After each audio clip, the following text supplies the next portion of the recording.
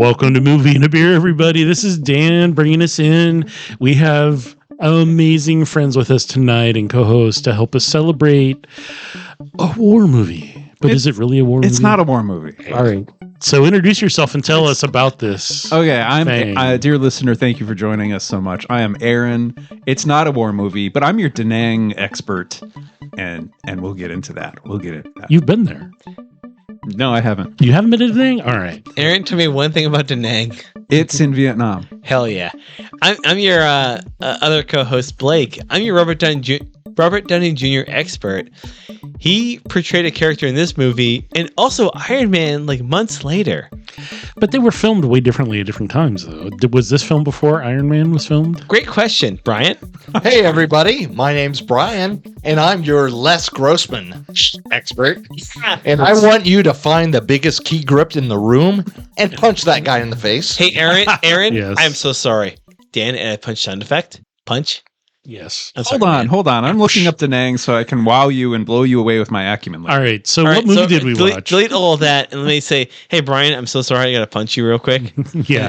Brian, so what Dan, movie did we watch? Punch sound effect. Tropic Thunder. We watched a 2008 masterpiece. There you go. Right before Iron Man. Which was written Robert and Downey or Jr. produced and directed by Ben Stiller. And Justin Theroux wrote it. Yes. Co-wrote it. So there's a whole lot of stuff that we have to talk about of that era.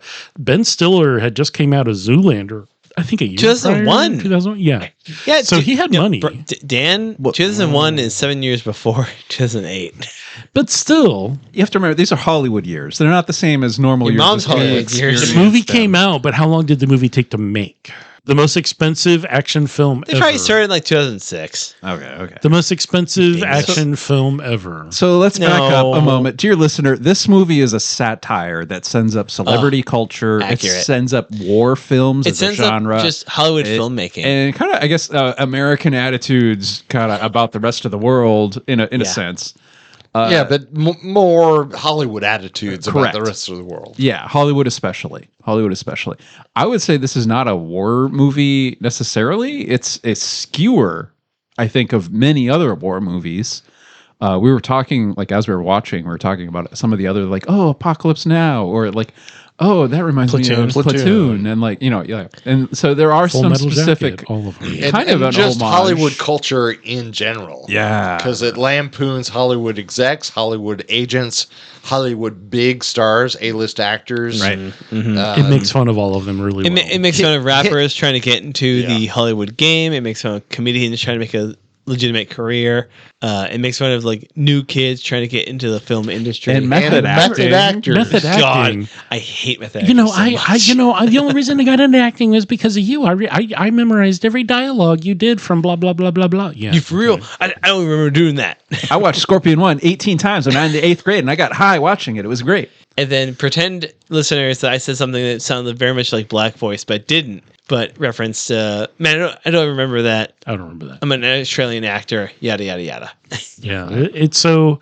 This movie has a bunch of really interesting and good actors because they pulled off making fun of themselves. Ben really Stiller, well. Brandon Jackson. Brandon Jackson. Where's your phone? Get IMDb up. Come on. I'm trying to do better about using my brain. Ben Stiller, Robert Downey Jr., Jr., Jack Black, Tom Cruise, Brandon C. Jackson. Oh, Jay the Australian Baruchel. actor, Jay Baruchel. Nick Nolte, Nick Nolte. God, Nick Nolte's so funny. Dan McBride. Steve Coogan. Steve Coogan. Incredible British actor. McConaughey. Matthew McConaughey. Tom Cruise in a fun surprise role. A fun surprise. Who's almost unrecognizable at first. Fun piece of trivia.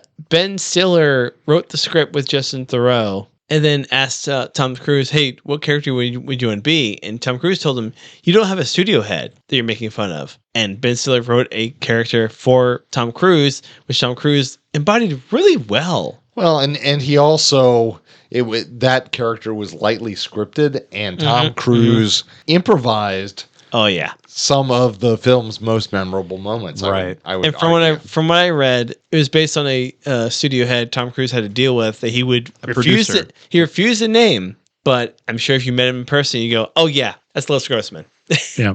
Just drinking, slamming Diet Cokes and screaming about G6s and screwing over actors. Well, I mean, speaking of drinking, we also We had some beers with this. We've gone a little bit Good into it save, before we Brian. Good chatted save, about the Brian. beers. So Hey, Dan, what did we drink? So we actually did 3 beers with this movie. We decided to go seek out some stuff prior to watching and doing this recording. The first one, Old Baby Lager from Old Town Brewing, and the second one was from Baerlic Brewing called Pacific, and it is called, amazingly enough, Tropical Lager. So we're going to talk about that in depth later. The third one, Now, which Dan, we did, drop that song from the Chemical Brothers. yes, there was a really good soundtrack with this movie. We're going to talk about that too, because Such I a want to talk rips. about that. And then the third one is called Sea Plague, and it's from Funky Fauna Brewing, which is out of Bend, Oregon, I believe. And it was really funky. And as the movie got weirder and stranger and more funky, and the characters stopped pretending that they knew what they were doing, but some of them still tried to pretend like it was making a movie, but they really knew what they were doing, and they knew Right. that it was real bullets, and they were like, oh yeah, this is not a movie, this is actually really happening. So There was varying degrees of our protagonists coming around to accept this different reality. Yeah. That what they were expecting to be in this very safe environment and to, have all the comforts of home, just a quick helicopter ride away. They were pitched by the director, played by Steve Coogan. Steve Coogan, that we're taking a pivot on the classic filmmaking style.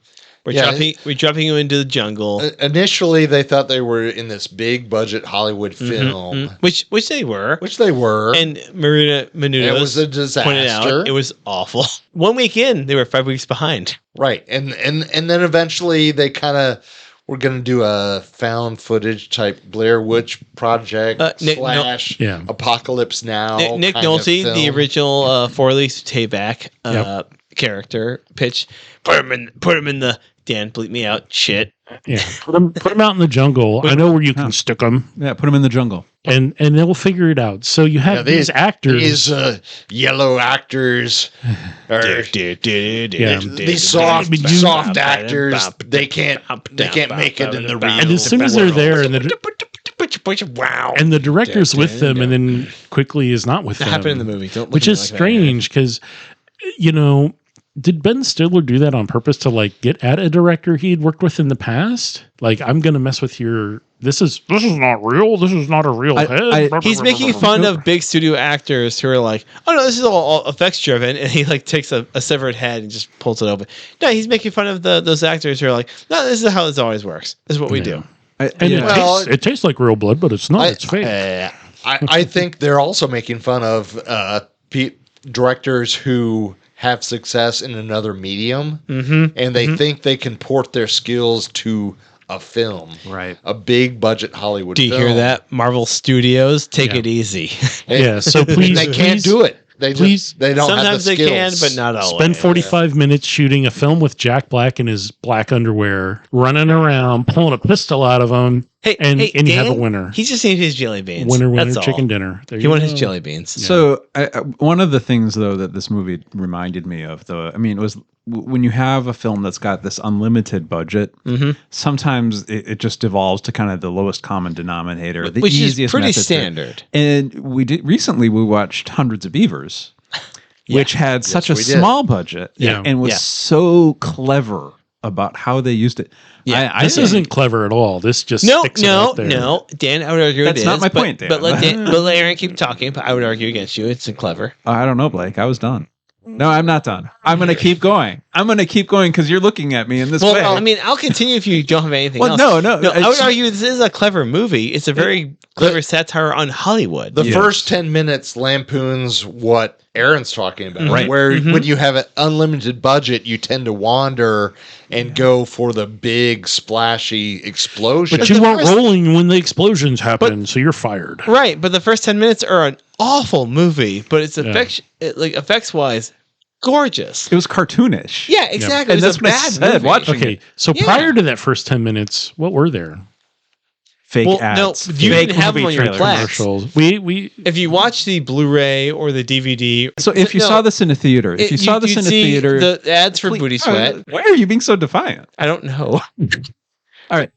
We have a clean break now. Dan can edit. So if you saw this in the movie theater, you would have seen these fake trailers that I'd say were so well done, they would have been convincing. They were very convincing. Which is weird you're saying because you didn't get to see them. Because Dan didn't You have got them. to see one. You got to see one. No, there's ads for Booty Sweat and Bust a Nut, which the fake rapper Al Pacino advertised. There's the farts. The Farts movie. The Jack Portnoy, the Jack Black characters comedy There's movies. a trailer for Scorcher 5. There's a trailer for Scorcher 1 through 8. Yeah. And eventually they go from hot to cold. And then and we did get to see, was it Devil's Alley? It was Devil's Alley. It got the Crying Monkey Award for Best Drama and Yes. Tobey Maguire for MTV's movie's Best Kiss. Best Kiss.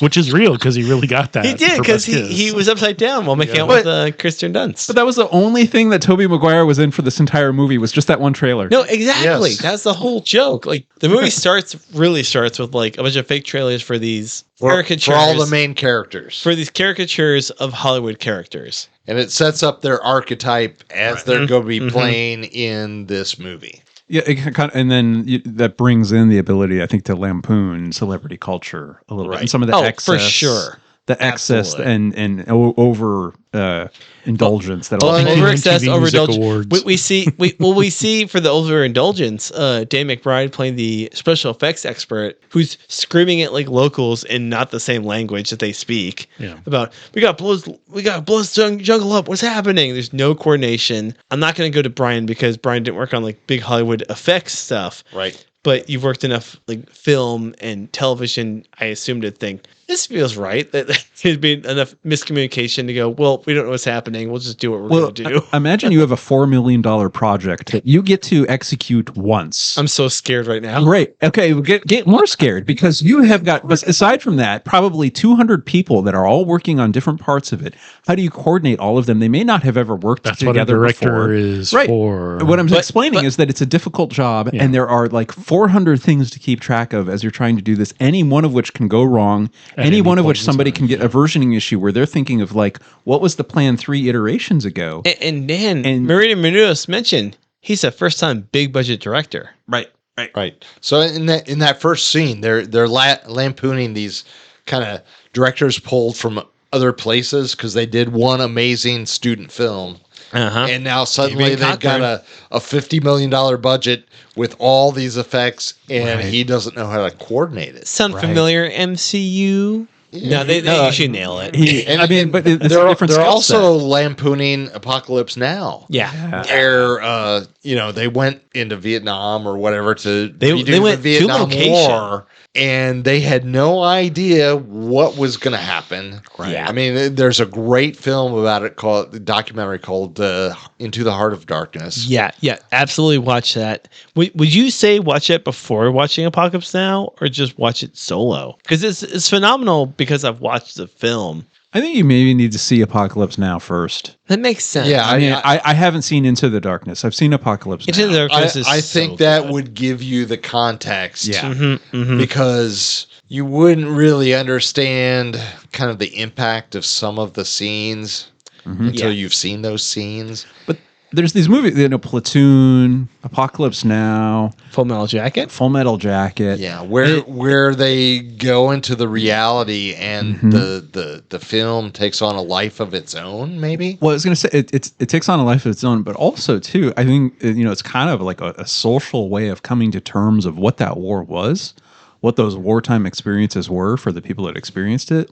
And also kind of I don't want to say, glorifying the effort, but maybe making sense of the effort. Right. There's kind of like a sociological way of, I think our culture tries to reconcile of, there's these warriors off, doing this fighting in parts of the world that otherwise as Americans, we don't really pay attention to be really candid. And then how do we learn about that, come to terms with it? How do we kind of, assimilate that into our knowledge?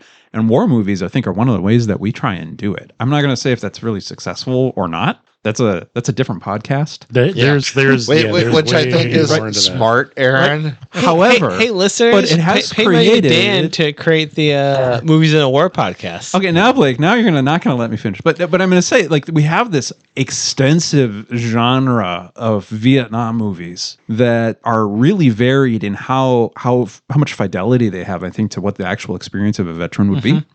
And some of them are, Rambo. Or, even get away from that Predator. Like, honestly, Rambo 2 is a better take on it, but I see what you're saying. Right. And so, I think there's room to have a satirical take on parts of these movies that are kind of divorced from what the reality really was. How do you feel about Hot Shots and Hot Shots Part 2? Part deux. Sorry. Actually, I think I saw Hot Shots. Well, I'm trying to remember. I know I saw Hot Shots at some point. I probably was like 12 and not really right. But also like Three Kings, like that's a fair point. Not Vietnam. Yeah, good call. But, I'm sure there's other movies about Iraq. I'm sure there's going to be movies about Afghanistan. I mean, oh boy, I sure don't remember the name How many movies about World War II are there? More than you can count. There's 1917 for 20 years after the World War 40s, that was all they put out, other than like South Pacific. Yeah, no, I mean there was. Aaron's dancing right now, listeners. Abbott Aaron's and dancing like a Costello, disgusting monster. Like somebody in South Pacific. It's either westerns or comedy, and then war films. That's all there was. There wasn't really a whole lot in between. There might have been a few one-offs here and there, but really, I mean, because that's what was on everybody's mind, and that's what was fresh, and that's what happened. I mean, there's TV series that were made up through the 80s. Hogan's Heroes? I mean, And the the 60s, Desert 70s, Rats. and 80s. I mean, there's a whole lot of remembrance because that generation is still alive. Right. I mean, we're getting towards the tail end of that, so I don't know. I mean, all the Pearl Harbor movies, how many times has a Pearl Harbor movie been made? 20, 30 times, if not more. And what does it mean if you're going to say, like, I think there's something new to say about Pearl Harbor. Let's make a new, different movie about it. Well, Michael Bay sure thought he did. Ben Affleck. Ben Affleck's going to be the guy. Yeah, that was horrible. Well, it's not a great movie. But then there's I like Cuba Gooding Jr. There was like a 6 or 7 part miniseries that came out in the 80s called Pearl that followed It was like about Mr. a Krabs' dozen daughter from SpongeBob SquarePants. No, Blake, it was about Pearl Jam. Stop being ridiculous. followed like 6 or 7 different. I mean, we're getting way off course here, but it followed 6 or 7 different storylines from the perspective of those people participating at that moment in time and what they dealt with, including people dealing with it at that moment in time. Like the native Hawaiians or people from Japan who are like all of a sudden being told, "Hey, you're not you're now the enemy." And so how do you translate that type of movie into the spoof that is this? Because this is making fun of a lot of things, but there's also I would say that this film is making fun of Hollywood and not the people. A trend in Hollywood to glorify the Vietnam War. Yeah. Agreed. Which, look, I'm not a veteran, but I would say my understanding is that Vietnam was a problematic war. Oh yeah, for several reasons. For everyone. As someone with an but uncle, Hollywood has kind of rewritten history. Yeah. And glorified it with Platoon. Right. Not so much Full Metal Jacket. Good Morning Vietnam. I mean, there was kind of a revisionist history of Vietnam War. That sounds right. Yeah, it was by Hollywood. Right. Much softer take on that war. To try to kind of put it to bed and kind of resolve some of the country's issues. The international You say those trauma. movies were trying to make it more digestible? Yeah, palatable. Sure. Tell the story that's to a great another call. generation that doesn't really know. Yeah. But this is how it really happened. Well, we had so much gratitude for the greatest generation, for World War II veterans. The Korean War is kind of the forgotten war, is how they call it. Have you And not watched then- MASH, my friend? Pardon me, Blake. I'm making a point. And then so I know. That's But what I'm then derailing you. Vietnam, the veterans had a very different experience when they returned. I think Hollywood was maybe trying to like right a historical wrong by telling these soldiers' stories in a way that aligned them more to how we view World War II. The whole reason the movie was being made was because a guy wrote a book and he actually really wasn't there and he didn't lose his hands. He wrote it as an homage. Was entirely fraudulent. Yes. It's fine that Dan spoils us because that's not really the point of the movie. The point of the Correct. movie is it's making fun of Hollywood and how silly actors are, And that could producers really are, happen. and studio heads are, and writers are, and the whole thing is Just so make silly. it up. Just make it up. It's ridiculous. It's ridiculous. Well, there's a lot of creative liberty that's taken with, what begins as a kernel of a true story. Making a comedian who's famous off of fart jokes, being Fats Domino, who yells about busting your cherry, Mr. Mrs. Whatever is like this movie's ridiculous, and I love it so much. We do have somebody at the table who's actually worked in TV. Why and you a look little at me, film. Dan? I've never worked in film. I'm so scared right now. Yeah, Blake's never worked We today. had some interesting conversations Okay, about, take it easy. like how Love would you, this buddy. be? Obviously, from a filmmaking standpoint, they had some really successful writing. The actors took it seriously because they wanted to be serious about making fun of themselves and let's tell a funny story. And this was made to be a comedy. It Yeah, feels very the Ben actors very much inhabited their roles. They did. Mm-hmm. And their roles were lampoons of kind of Hollywood archetypes. The method actor. which I'm Yeah, sure yeah. all of them have faced. and dealt with. RDJ was playing Robert Downey Jr. was playing the method actor who underwent surgery to be a black person as an Australian playing a black person. And he until Fun fact. until the Fun beginning. fact. the end. No, for real. Fun fact. I have the Blu-ray of this. He stays in character as Lincoln Osiris until in the film, during the actor's commentary, until in the film, he stops being Lincoln Osiris and becomes Kirk Lazarus. And then he breaks out the Australian accent. And when the credits start rolling, then he's like, oh, hey guys, how's it going? I'm RDJ. What's happening? I just got here. Like, he sticks to the bit. He sticks to the joke until the actual credits of the commentary film. It's so good. Robert Downey Jr. did an excellent job, I think, with his portrayal. But it also, like, his whole character is, I think, a spoof on a really, like, this problem that Hollywood has with race and ethnicity and cultural appropriation. And I was thinking this whole time, I was thinking about Russell Crowe. Like, you're not wrong. Right. I always think of Scarlett Johansson playing an Asian character for Just Had It. What you meant to say was Mel Gibson playing Braveheart? No, Mel Gibson playing Braveheart, but Scarlett Johansson plays an Asian character in what's the MTV Asian Aeon Flux. Yes, she plays a character in Aeon Flux who's supposed to be Asian, but it's just a white person playing the character. Like, not great, but she plays it and it's whatever. But right. I think that's indicative of that culture of we'll just cast a big name character in this role and just make it work. Like, you don't have to. You can find that character that matches that role. You could probably find a great actress. You absolutely could. Like, you absolutely could. But the conflict, though, is like business or craft. And they talk about that. And it comes down, the Les Grossman character. It comes down to that, and I agree with that. Mm-hmm. I will always back craft. I'm gonna let my actor. Right. I'm gonna let my client, who's my best friend, die for in exchange for money. G6 airplane, jet airplane. I will buy you an airplane. I'll buy you an airplane. And it was an airplane and $400,000, something like that. And what song plays? Apple bum jeans to the club. Dan, put that in and just don't get copyright struck. Yeah. Just do it right. Do it right. Like 6 seconds. You're fine. Yeah. So from a filmmaking standpoint, this is a perfect film. No, I mean, I'm looking over at Brian. I mean, look at Aaron. What's your question? Aaron makes films. Give me a question. From a direction of filmmaking, lighting, audio. The audio was amazing. There was a lot of really good sound effects, and a lot of post-production stuff. What about the acting? I don't care about the acting. Ask Brian about the acting.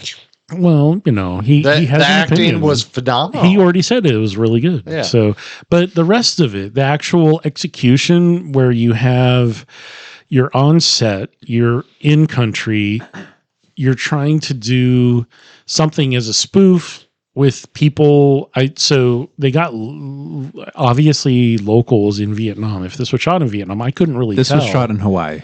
Okay. I wouldn't doubt it. I mean, it looked like Hawaii. It didn't look like I didn't mean to Vietnam. laugh. Like, Aaron's right. I would say Ben Stiller did a phenomenal job. I mean, he does a parody of a Hollywood film, but he doesn't go so far that it's unbelievable. Correct. I mean, I think the archetypes, certainly Jack Black's character, is almost to the edge. Robert Downey's method actor is almost to the edge, but it's not so far that it's distracting from kind of the point that, okay, these are archetypes that are lampooning Hollywood. Yeah. I mean, the archetype lampooning Hollywood the most is Les Grossman, my specialty. Yes. So, but the execution. And I would say he's not an archetype. He's the real deal. He is really there. Anybody who has worked in Hollywood, I would say with 95% certainty, Has run it. knows that guy, knows that archetype.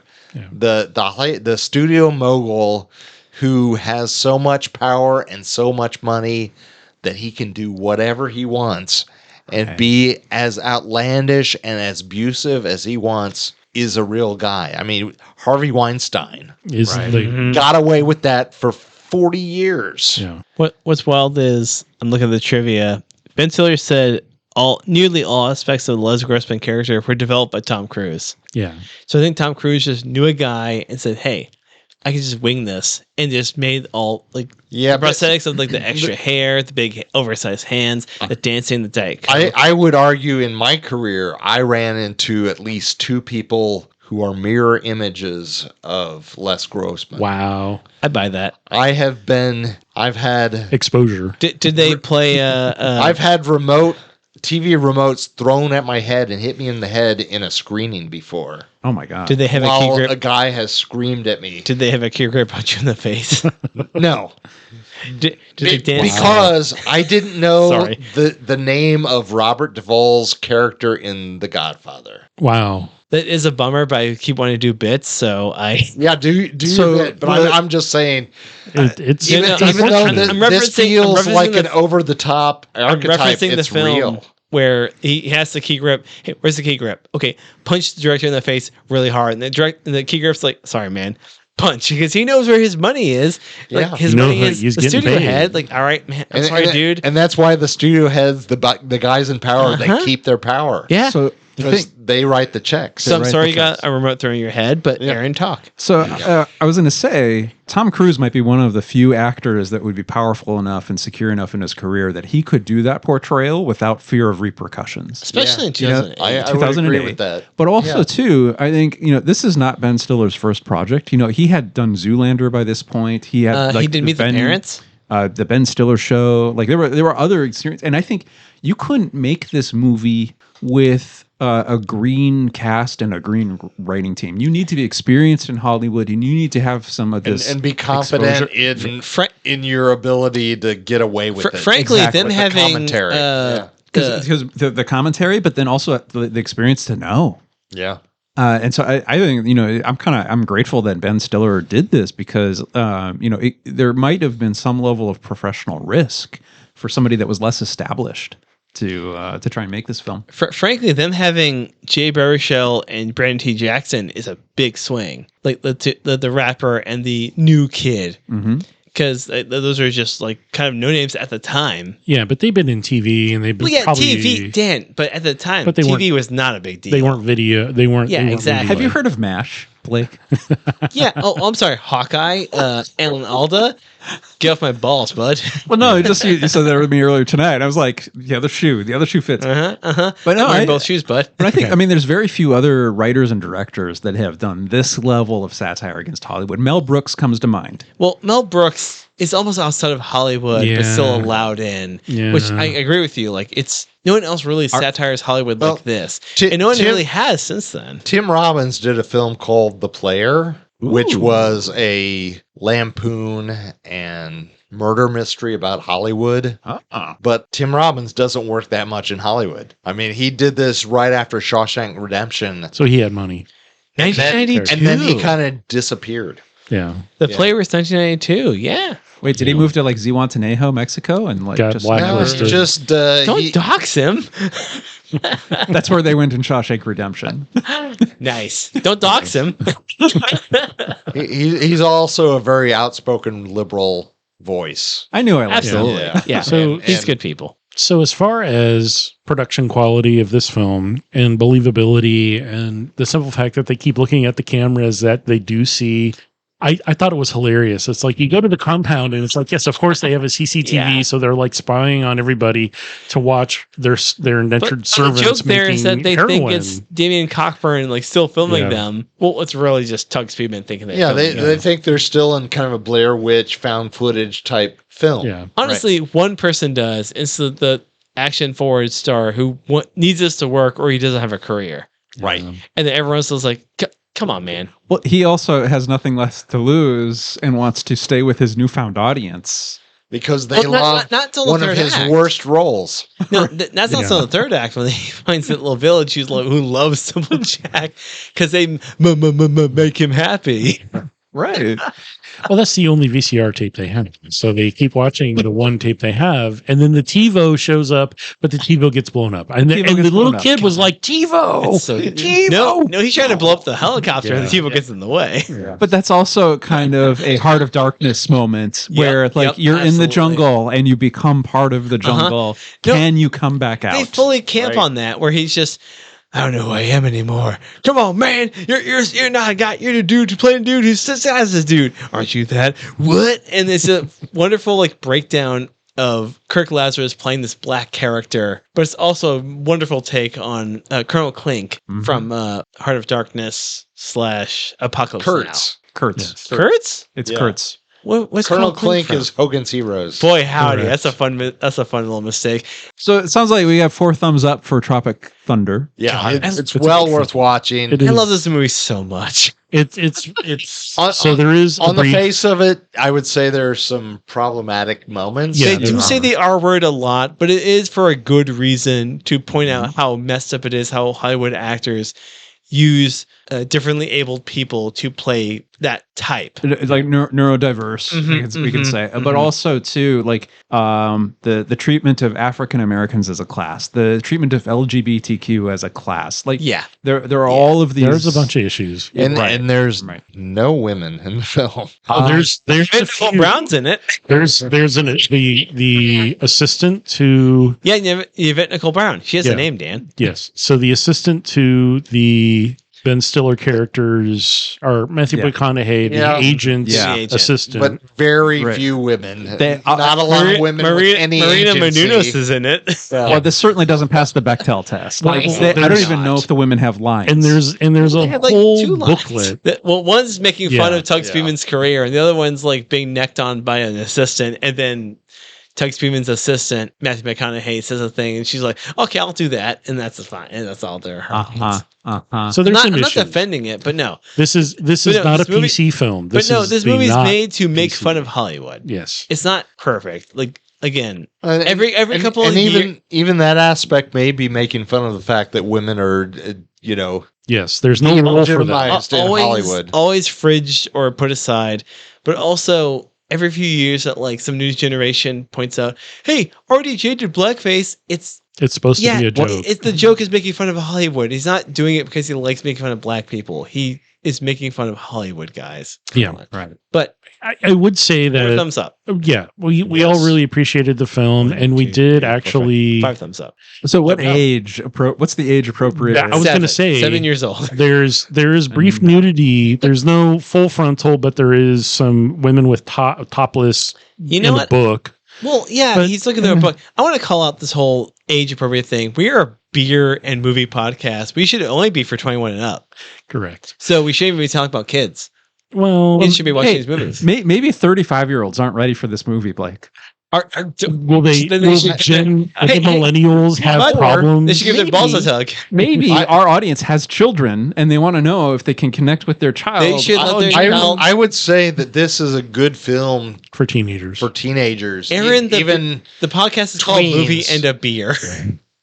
because I think this is a great jumping off point for discussing a couple issues about race and representation. If you're smart enough to know that, if you're not, it's just funny. It's Then just don't a have those spoof. children. and it also holds up. I would say it's just as funny Absolutely. today as it was when it Oh, came we were out. Aaron laughing. laughed. We were laughing. This Aaron doesn't, laughed. I mean, aside from some of the cultural shift, but since 2008, it doesn't feel that dated. Yeah. I mean, the way that it felt dated is like, the They cell were- spoilers. They mentioned TiVo. They Yeah, mentioned TiVo. TiVo, and people be like, "What the hell's a TiVo?" And you're like, "No, it's a Your mom's a digital TiVo. recorder." It's like, okay. Children today are not going to understand what the point of a digital recorder is. Yes. Yeah. Or the point of the contract where you must provide. I also don't understand what a TiVo is. I'm 41 years old. You're not 41. Don't lie. I almost am. No, you're In not. like 2 weeks. It's soon. 3 weeks. I thought you were 39. I'm 40 right now. What? Yeah, I'm 40 know, right right? now. What I'm gonna be happened for your 41. 40th birthday? Why didn't I get black balloons and celebrate What did being I over do the for hill? 40th? I think, I think we drank a watched bunch. Shaun of the Dead. That was 39. Yeah. What was that? No, 40th. We went to Pig Patas. Yes. Oh yeah. Pig Patas, and I took a great picture on my Instagram. And it looked really cute. That's right. That's All right. right. Yeah, it was a fun time. You were there. I All don't right, know. I we're was there. digressing again. And, We're and at digressing Pig again. Potas, we had beer. We had beer. Yeah, we had beer, and we had during beer this movie- today.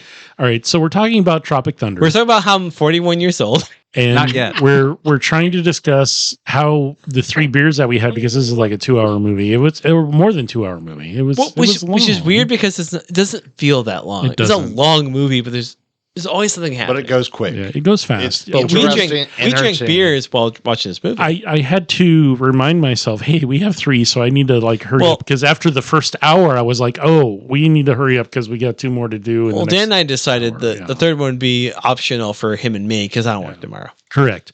So the first one we had 3. We had Old Baby Lager from Old Town Brewing, which we're going to talk about here in a moment. We had Yeah. Baerlic Brewing Pacific Tropical Lager, and then we had Sea Plague from Funky Fauna.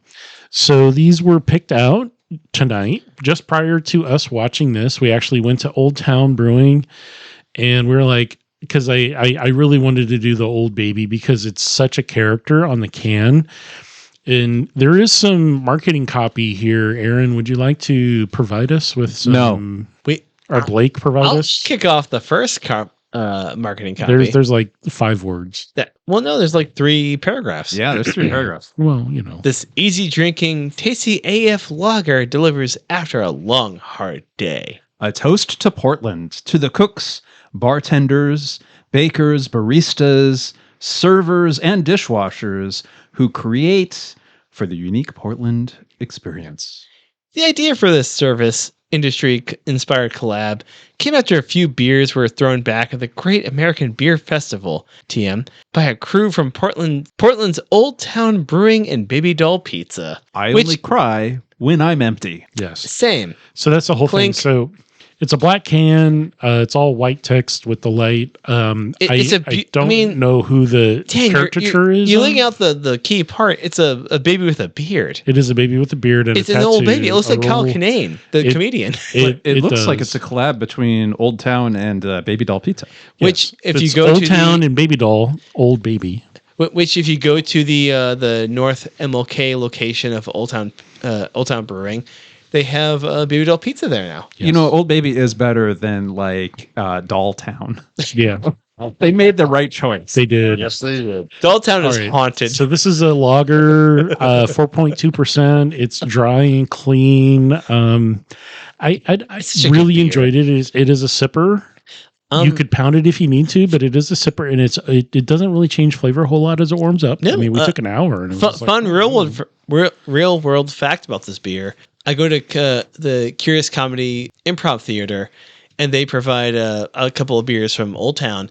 They usually have Old Baby Lager. It hits every time. It's always good. It's always smooth. It's always calm. It's a perfect, honestly, in my opinion, perfect beer for the start of this movie. Just you know what's happening. You just accepting. This is a weird satire of Hollywood. I think I don't know what's happening. Sip, sip, sip. Yum, yum, yum. Well, it's kind of enjoyable, and in the film, this is when they're still all back on set. Yeah, And they're Yeah. having 1 week filming party and enjoying life, and things are still going okay. They're still on schedule. Well, it's not that until they're okay. not. Like Gio can't cry. It hasn't all gone to hell It yet. hasn't quite gone to hell yet. So You can is this you can enjoy this while seeing the Hollywood experience break down. correct?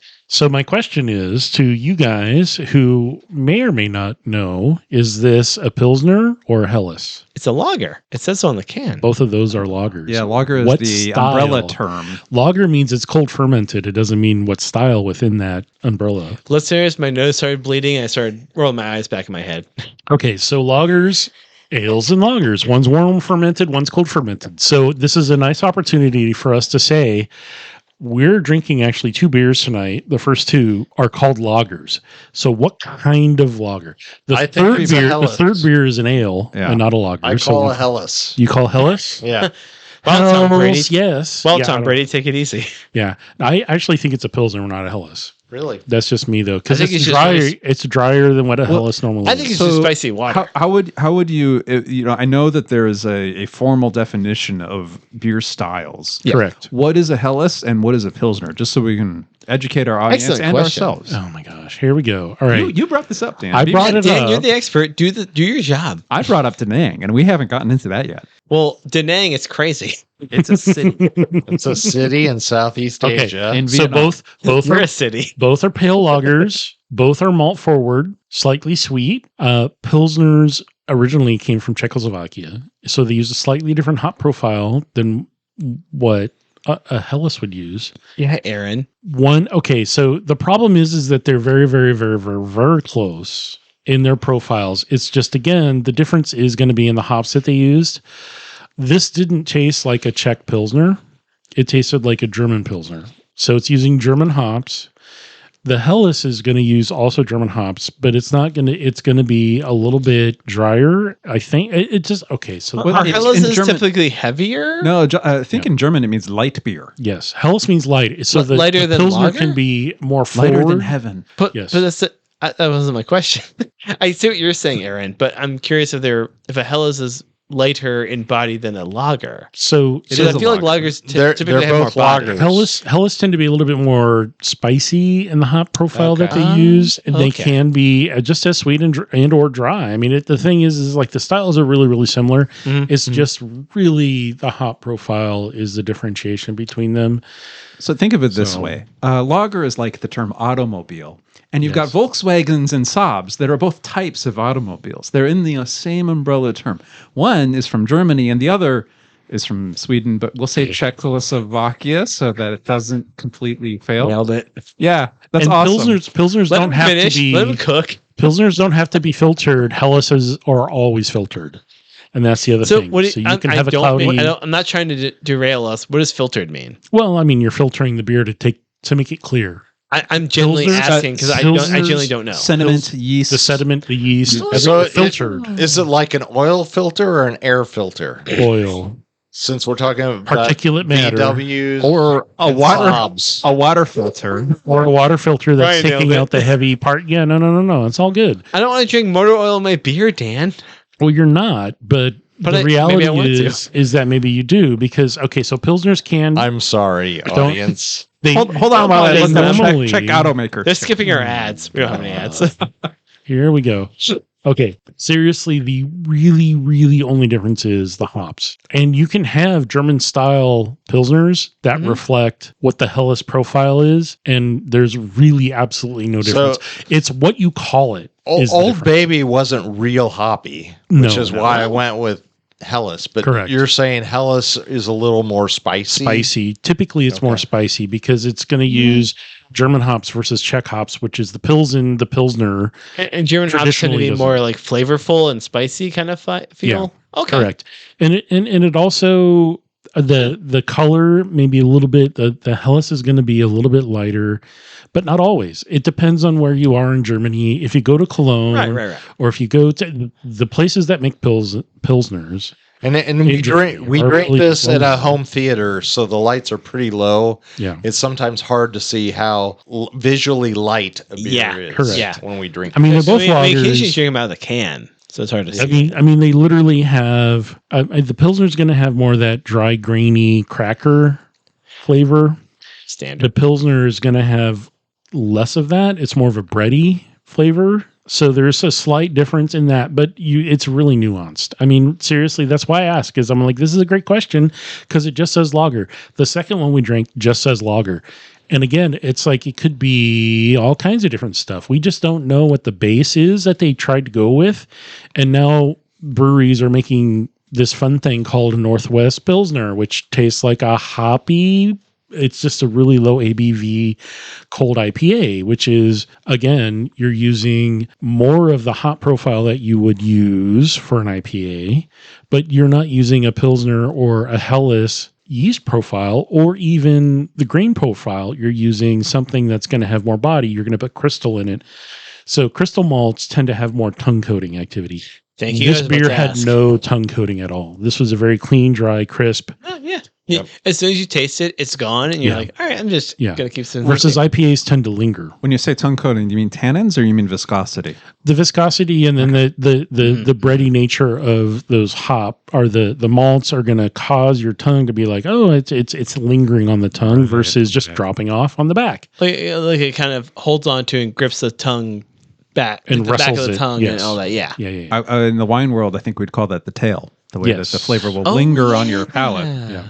Mm-hmm. So sense. I mean it and again, so there's also Kolsch, which is up there but has a completely different yeast profile, is going to look and act real similarly, but it's going to taste different because of the yeast. I think of a Kolsch and a Pils as being similar styles. They're not the same, correct, but they're in the same arena, ballpark. Yeah. Helles tend to be less hoppy but spicy. Pilsners tend to be a little bit more hoppy but not spicy. And then the Kolsch are going to be, again, like Helles, it's going to be less hoppy, less spicy, same color, actually lighter usually. It's more like a clean yellow, sunshine yellowy. When you say, oh, look at the sun, it's this bright yellow. Hey, but Blake, again, Kolsch means cool in Danang. It does. What? Sorry, Dan, go ahead. There you go. Hey, Brian, you're pretty Kolsch. We're digressing a lot into welcome, beer buddy. styles, but that's okay. But no, so I thoughts feel on like this one. I feel like this first one matched enjoyed the movie. Because the beginning of the movie is so like heavy, setting up the satire and the vibe of, hey, we're making fun of Hollywood. Here's all the stuff you have to be aware of, including the fake ads and the commercials and trailers. I feel like this works well because you just sip it, you don't notice it. You're like, this is tasty. All right, great. Until we get to, I guess, the second act of the movie where it starts to really pivot to, hey, things are going to get weird. I mean, it sounds like a backhanded compliment to say like this beer didn't distract me from the movie because it's like it was easy to sip and forget. But I'd say it's really enjoyable. It was clean. It was fresh. I agree with that. Yeah. But please continue. Like I agree with you saying it's clean and refreshing. Well, I just meant like I hope our listeners don't take your words to mean like it wasn't a good beer because that was not my intention. Yeah. This is a great beer. This is my go-to beer whenever I go to Curious Comedy or Old Brewing Bay Brewing. Old Town Dollhouse Brewing. There we go. Old baby Dollhouse Brewing. Yeah, so I'm okay. Check our notes in the podcast app for the address. I guess. I'm sorry. All right, our second beer for the sorry guys for the second act of the film.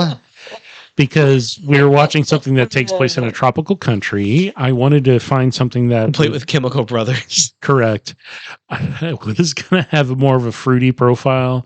So Luminosa hops. So all right. So we had Baerlic Brewing Company's Pacific Tropical Lager, tropical pale lager with Citra and Luminosa hops. All right. So Luminosa, bright, fresh.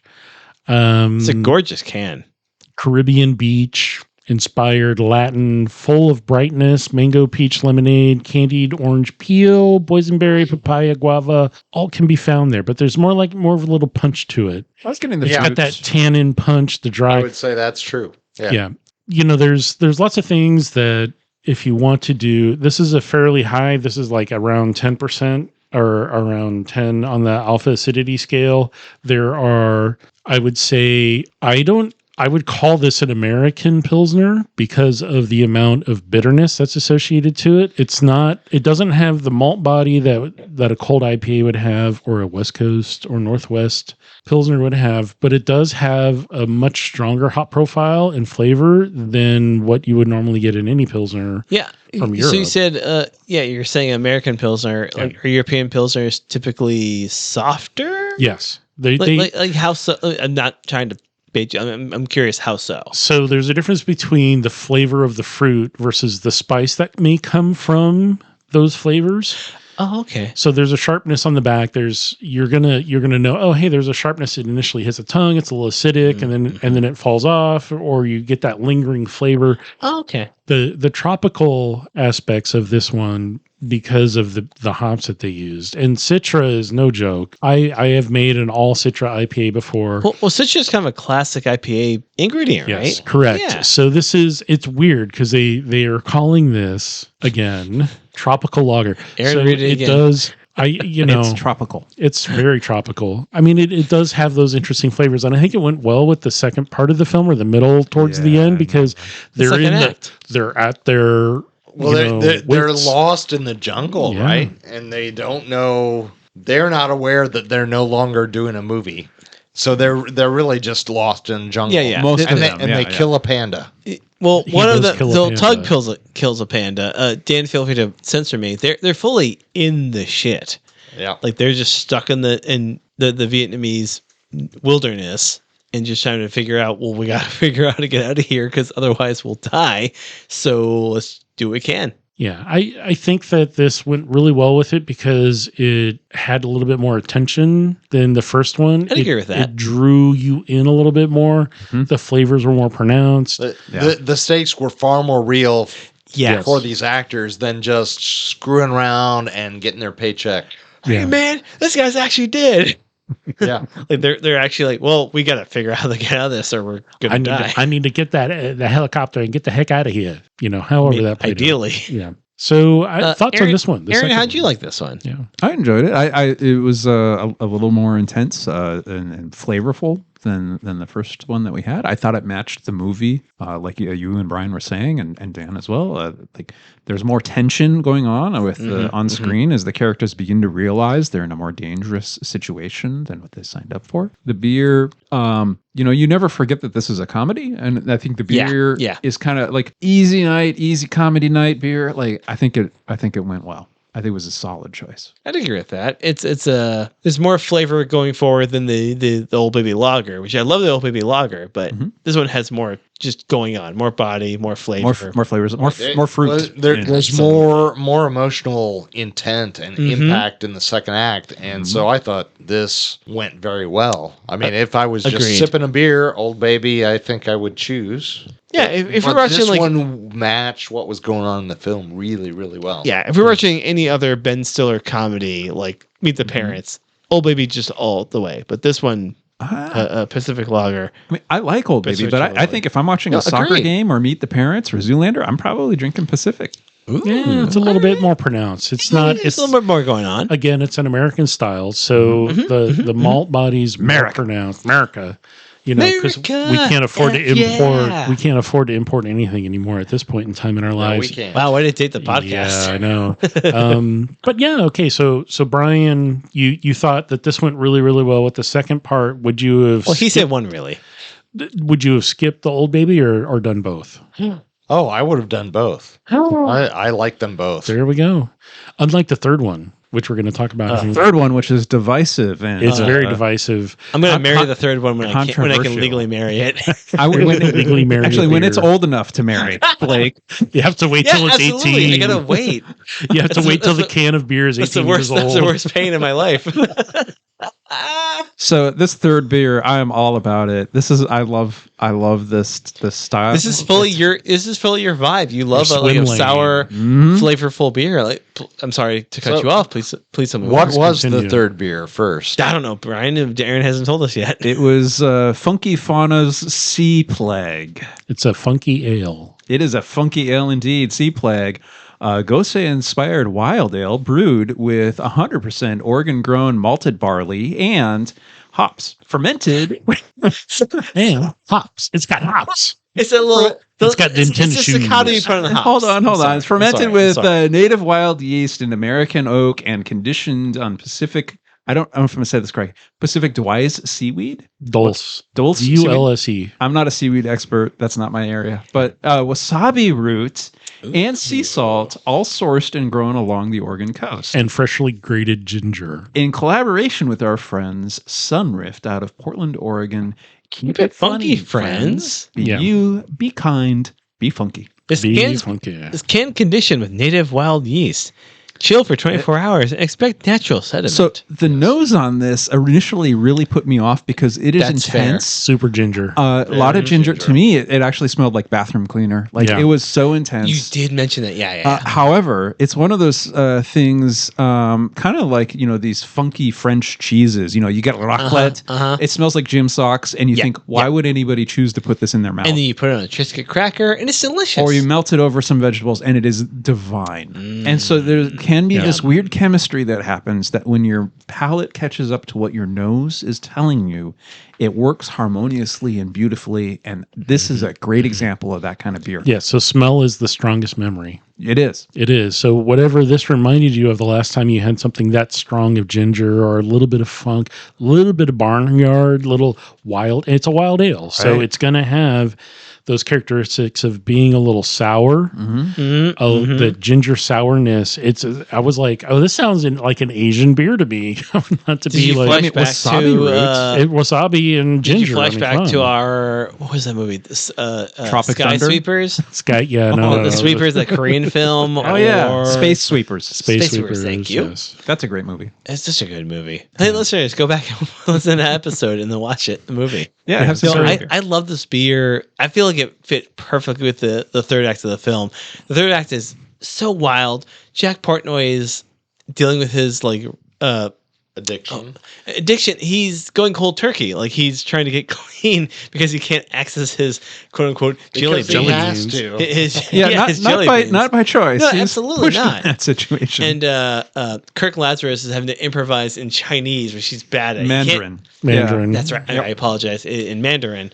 And you see the subtitles, which add a whole layer of comedy. I am. And the thing is I am dehydrated. do we My know if brain that's is- actually accurate or not? That's the funny thing. I don't It's speak like, Mandarin, but I believe it is. I have shrimp for your daughter. I have shrimp for yeah. My brain is dehydrated. Yeah. And then he yells, "I'm a lead farmer, mother effer," and starts pulls out two guns like a Rocky movie And starts shooting or a Rambo, like Rambo, later Rambo film. Yeah. Tug Speedman's doing a whole Colonel. Sanders? No, the Colonel Kurtz. Colonel from, Kurtz. Thank you. oh, yeah. The Heart Colonel of Kurtz. Darkness. I was about to say Darkness, Clink yep. again. Yep. Colonel Kurtz.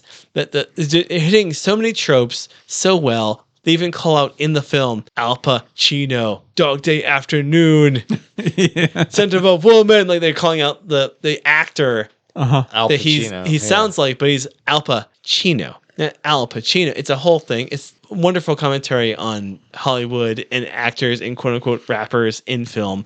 But all that being said, this third act is so crazy. It matches the drink insanity of the beer. This beer is wild and flavorful and a strong presence. I feel like it matched with the third act really well. I think like the chaos of the universe matches with the use of a wild yeast. You never know exactly what you're going to get, but somehow, most of the time, you end up with something that works. It's balanced. It blends harmoniously. It's funky. Does it say what the ABV is on the can there? If not, I can tell you. It's amazingly, strangely strong. It says Instagram flavor, Instagram icon, Funky Fauna beer. No, www.funkyfaunabeer.com. 4.0? Is that 4.0 alcohol by volume? Yeah, that's It's- ABV. Oh, here it is. It says drink fresh, aged for funk. No, it's on the front bottom on this yellow on green font. That's really difficult to read. It says sea plague and then an image that makes you see the god Bottom should be of- seen. so Bottom of the front. So there's the different. front. I mean, so what's on the can may or may not necessarily be believable because what I saw. Unbelievable. This says 4.0. Now I saw a 2.9 on their website, and I've seen other things on other. So maybe this beer changes over time as they adjust the recipe. Well, maybe it's the wild yeast that will do Correct. different Also, stuff. Dan So- can't read. Fun fact, I listeners, wonder- Dan can't I read. know None of us can read, 4%, Blake. and it's I and read it's like, like a champion. But I wonder if this label is adhering to like a legal requirement by You have saying to put it on 4.0 as the highest possible ABV value, even if there's a batch that comes in a little bit lower than that. Yeah, I mean, you can always say it's higher. You can't always say it's lower because Right. if it's tested and it's higher than what you say, then you're screwed. If I would it's imagine lower, there's legal repercussions. Hey, So Brian, do you anything- think it matched the film? Sure, it This is matched brew just industry, fine. Blake. it I would say it was more sour than bitter. correct For sure. So this And listeners, to me it was like a Reed's ginger beer Yeah. on steroids. Ooh. It was kind of extra ginger with extra sour on the back. You know, this makes I have ginger beer at home right now. And so Waiting for me, for for you. my palate, Must be nice. Yeah. I'm living the dream. Like, I mean, it went for me. It went with the film, but it wouldn't be a beverage I would pick. Necessarily. It was, the flavor was a little strong for me. Would you pick a different beer for the third act? We looked at a bunch of different ones. We looked Sure. at smoothies. We looked at I can't tell you what. Sourgosas. Nailed it. We looked at a whole bunch of different variety of beers, and when we saw this one, we're like, "This is insane! This is trying to do everything all at once, everything. and not successful at all of them. Oh no, it's mediocre at best. No, it's a great at the beer. middle of the road. No, I agree with all Aaron. the notes. I think it's Aaron, great. preach it. It is a funky sour beer that has both funky and sour in the correct ways for its Absolutely. genre. Agreed. Not agreed. overpowering one way or the other. I mean, the nose with all of that ginger in the first aroma, that is an intense hit. Yeah. That maybe needs some work. However, this beer was really enjoyable. I want to ask you guys, if you were to find yourself... 42. No. If you were to find yourself in a little like bar that had like roasted shrimp overlooking the beautiful South China Sea and maybe a little bar in Da Nang, Vietnam. If you're in Da Nang at a little cafe and you've got a choice of these three beers, what do you want to drink on a hot Vietnamese night?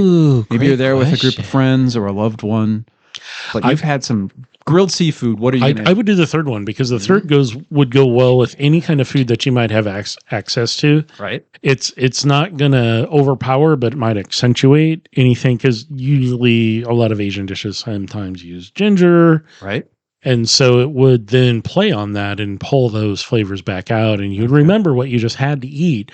But again, I'd agree. This is a very ginger forward beer. Fresh raw grated ginger. If you know what that is, this tastes like that. I think some of that's the wasabi too. But Brian, you're in Vietnam, in Da Nang. What's your beer? I would actually go with the second one. Okay. Because the third one was a little too sour for my palate. Okay. Blake? You know, in the interest of time, you're going to skip your answer. Hold on. Let's take it easy. Hey, Dan, cut this out. No, in the interest of representing every beer here, and also just for my personal taste, if I'm in this location, I'm out of my element, and I want to have something familiar. Old Baby. I'll get Old Baby. I something I know I like, something I know that's like gentle and just I'm familiar with, and I can enjoy this beautiful scenery. And also, this beer I know I'm not gonna be surprised by. I'm not gonna be scared by. Delicious. Hell yeah. Look at this beautiful sunset. Is that Tug Speedman? There's no wrong answer. So, but I'm glad that good. Aaron pitched this question. It's a very good question, sir. Right, yeah. right. This is why we keep Aaron on. I would do Imagine any it's of them. 80 degrees. It's 80 degrees in Da Nang right now. I would water. be sweating and All water. uncomfortable. I would do any of them, but again, I think All three at once with the water. sourness, I think, would if I had just eaten food, and that's the question you asked me. It was like if I just if it's with food, it's different. Yeah, if I was just hanging out and like not eating food, I would pick one of the lagers. But like in Portland, in like the peak of summer, I'd go for the sour. If I'm on like a outdoor patio area, it's gonna be a lager. Sleeveless shirt, I'd go with the sour. Really? Like something to just kind of sip on for like an hour and a half. Like, this is delightful. That summer heat changes things a little bit. Yeah. So I would say that these lagers are probably going to adjust and change as they warm up. I fully agree. This sour beer is not going to change that Dan's much. waving the Pacific. I'm waving the wrong beer. I'm like reaching for the wrong Dan's You one. want Wait. the sea plague. The sea plague. That sea This thing is plague. not really going to, as it warms up, I think it's probably going to get more funky than anything. The sourness is going to get more pronounced as it warms. The other two are just going to get flat. See, I thought it would get more soft with the warming up. Am I thinking of other styles? I think you're going to get like Strange more yeast. smell, more activation of the aroma, I a see, little I see. bit. It's going to open up and oxygen's going to let it just express. Oh, okay. Gotcha. Whereas Express yourself. the other ones, when they express, they go flat because Let's hear some they're meant to dancing. be cold and compressed and fresh. This wild ale is just going to get more expressive as it warms up because that's Okay. traditionally what they do. Cool. All right. So, any other thoughts on this wonderfully funny movie before we close Watch out the podcast? the closing credits because it plays Ludacris's "Hands Up" It's quite funny with the dance it's number. song "Get Back," which I can't say the whole of it because Dan will bleep me.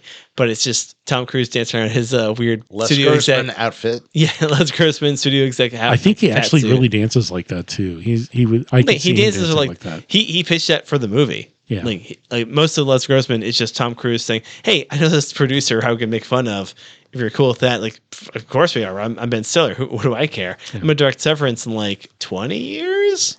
15 years, something like that. God, Severance is so good. Have you guys seen Severance? Hey, let's watch Severance for the podcast. You know, there's the tie-in of Lumen and what's the Luminosa hops? Yes. Yeah. All right. So there's. I think this was a 4 thumbs up +1.